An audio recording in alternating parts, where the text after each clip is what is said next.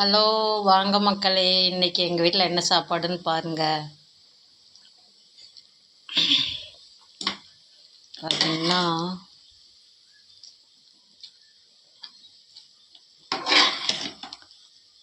அரிசியும் பருப்பு சாதம்.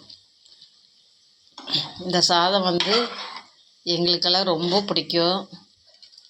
அதாவது எல்லா எண்ணெய், கடுகு, கருவேப்பிலை, வெங்காயம், மிளகா, பூண்டு எல்லாத்தையும் தாளித்து விட்டு,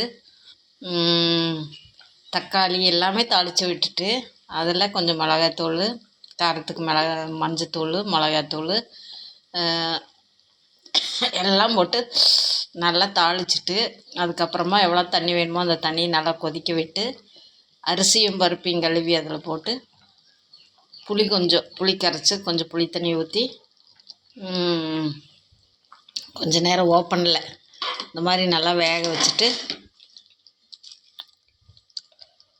குக்கரில் மூடி போட்டு ஒரு 2 விசில்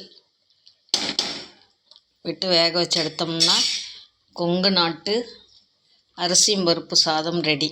கோயம்புத்தூர், ஈரோடு மாவட்டங்கள்லாம் இது ரொம்ப ஸ்பெஷலு. அதுக்கு தொட்டுக்கிறதுக்கு பாருங்கள், உருளைக்கிழங்கு வறுவல், ஃப்ரை, உருளைக்கிழங்கு ஃப்ரை.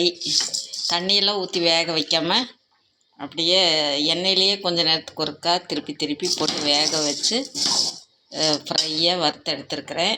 இந்த சாப்பாட்டுக்கும் இந்த உருளைக்கிழங்கு ஃப்ரைக்கு ரொம்ப சூப்பராக இருக்குது சாப்பிட்றதுக்கு. நீங்களும் இந்த மாதிரி செஞ்சு சாப்பிடுங்க. பிடிக்குன்னா செஞ்சு சாப்பிடுங்க, இல்லைன்னா வேணாம். ஓகேங்களா?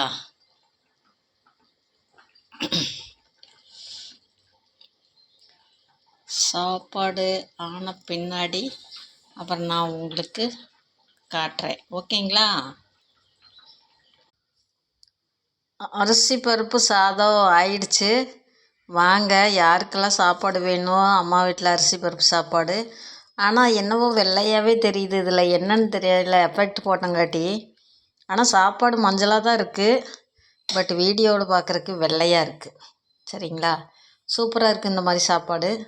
யாரெல்லாம் சாப்பிட்ருக்குறீங்க கமெண்ட் பாக்ஸில் சொல்லுங்கள். ஓகேங்களா? ஓகே, பாய். மணி 1:30 ஆயிடுச்சு. எல்லோரும் போய் சாப்பிடுங்க.